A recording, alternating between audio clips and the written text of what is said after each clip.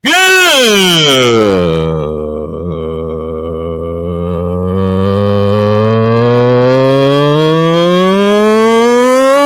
morning. Welcome to the wacky Wednesday edition of Snowman in the Morning. Glad to have y'all with us. This first hour is presented in part by something I love very dearly, Invader Coffee. Pure coffee and pure fuel for the fearless. Go to invadercoffee.com, use the code Snowman, and get 15% off your order. Emily Rosario will join us at the bottom of hour one. Then we got Michael Burmy to talk women's tackle football at the top of hour two. RC Hawkeye Bruins fan is with us. The Hawkeyes had a struggle last night with Ohio State. They pushed Ohio State to overtime, but Ohio State eventually got the win. We'll talk about that women's basketball coming up a little later. But I want to start with Caitlin Clark, and I'm totally making this up as we go. I'm totally making this up as we go. I want to start with Caitlin Clark. She's heading into her second season, okay? And there's still a ton of hatred for Caitlin Clark, to the point where the Unrivaled League, and I'll talk about that ad nauseum tomorrow with Allison Moran, who will join us now on Thursdays, offered her $1 million. Here's you know what? Let me just do this.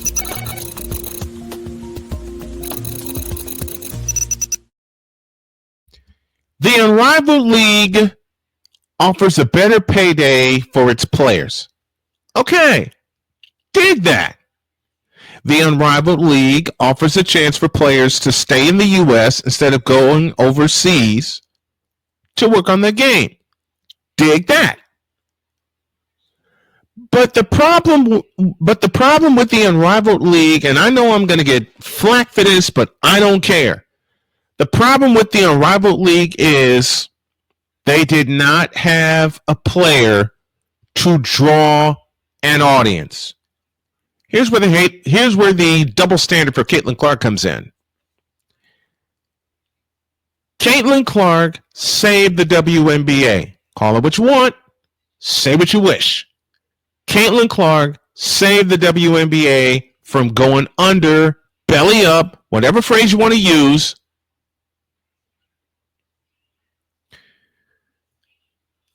And basically brought in a cash cow and a cash load. All right? You can say what you want, but that's the doggone truth. Now you get this Unrivaled League, and I have not watched a game in the Unrivaled League. Or I should say I haven't had a chance to. But it's good and it's bad. Let me explain the good. As I said before and a few moments ago, it allows players in the WNBA a chance to stay home. Okay? It allows them a chance to stay home. And they're all in one place. They're all in Orlando, Florida. So their families can come down from wherever they are. Their families can come down from wherever they are and watch them play. Dig that. It's got a lot of other amenities, including a social media setup. Dig that. Dig it. But the Unrivaled League is far behind real women's basketball fans like myself who watch women's college basketball and the WNBA. Let me explain why. It's pretty simple. There is not a major draw player-wise for the Unrivaled League. Nefessa Collier was one of the creators therein. And they still, they draw an audience, don't get it twisted, but they needed a face. Take a guess. It's the face they wanted. That's right, Caitlin Clark. They wanted Caitlin Clark so badly that TNT, not the league itself, TNT offered Caitlin Clark $1 million to be the face of their league. And Caitlin Clark made a smart move, in my opinion, and said no. She basically said, I am powering down for the winter. I'm going to spend time with my fiance. And then beginning at the top of 2025, let the team do what they do in terms of getting in shape and getting the players that they need. And then we'll go from there. The problem? The Unrivaled League, if the players in the Unrivaled League are WNBA players. If they hated Caitlin Clark before, they really hate Caitlin Clark now. Watch. They're going to show it through their practices this year. I can't wait to cover the WNBA. I'm doing a game of the week, and I'm following the Indiana Fever. All right? I can't wait to do that. Rakea Jackson, Nafisa Collier. I keep saying her name wrong. I'm sorry. But they are missing a face. They are missing Caitlin Clark badly. These same WNBA players who harbored hate for Caitlin Clark for the attention that she got and the way she pulled the league out of the doldrums. Okay, who was the last WNBA player to have this much of an impact? Aside of the very first year.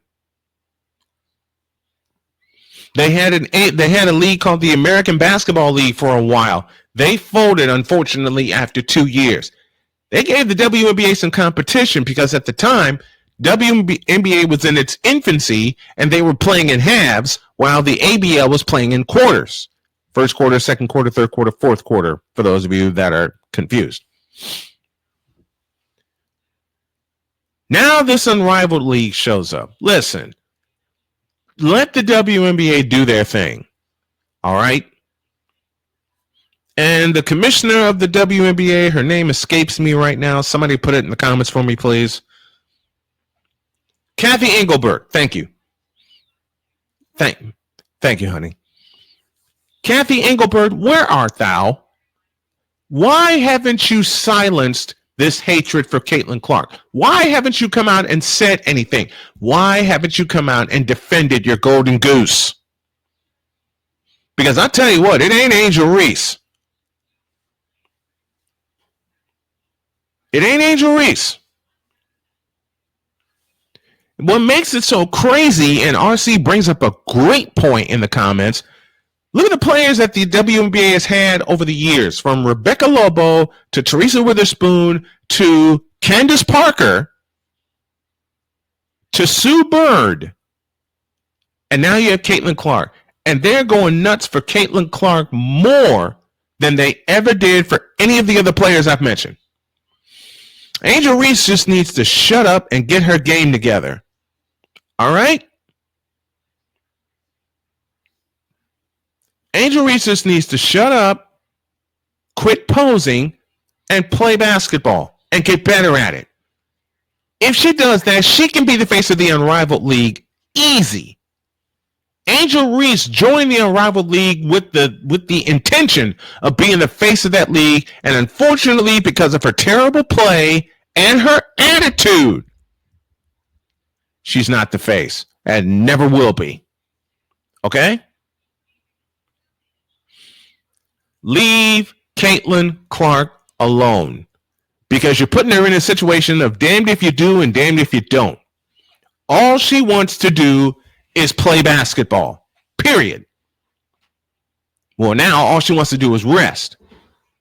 Let me get some rest. I'll get a few shots in during the winter while I recalibrate my legs. And think about this. A fresh Caitlin Clark for 40 games. Let me say that again. a fresh Caitlin Clark for 40 games. You ain't got to worry about the Olympic break. You just have to worry about the All-Star break, and Caitlin Clark is going to be an All-Star. In fact, I think she's going to be the leading vote getter again for the All-Star game. Don't be surprised if Caitlin Clark sweeps all of the MVP awards. Regular season, All-Star, Finals MVP maybe? But the Fever have to really improve, and they got to get there. And with the signings that they've made this year, and Allie and I are going to talk about it tomorrow, and the coaching change that they've made, with Stephanie White now being their coach, this is going to get very interesting. Very, very interesting. But as far as Caitlin Clark goes, leave the girl alone and let her grow into her game. Please. She's already got the personality, and it's pure. Okay? And and for you folks that are going to come after me using color as an excuse, shut it up right now. I'm not saying that because she's white. I'm saying that because Caitlin Clark is a hell of a basketball player and a hell of a person.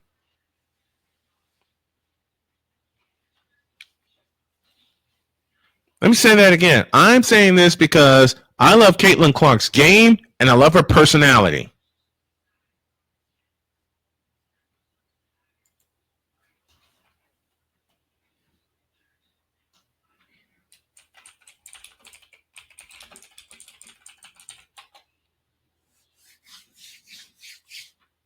Now, with all that said, I'll say it again.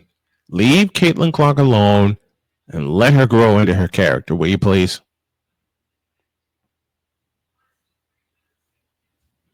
You know, and Thomas Soboyle brings up a great point. WNBA still isn't getting 17,000 seat sellouts, and the PWHL is. Why? That's easy. PWHL teams play as teams.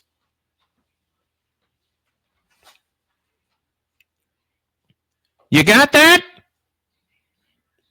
And the PWHL women's hockey, I won't say it's something brand new, but it's new enough.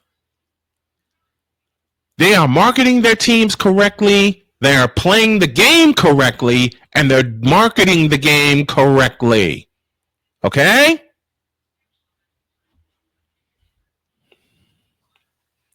Now, I say again, leave Caitlin Clark alone. Let her grow and let her be. That's Snowman's take. What is yours?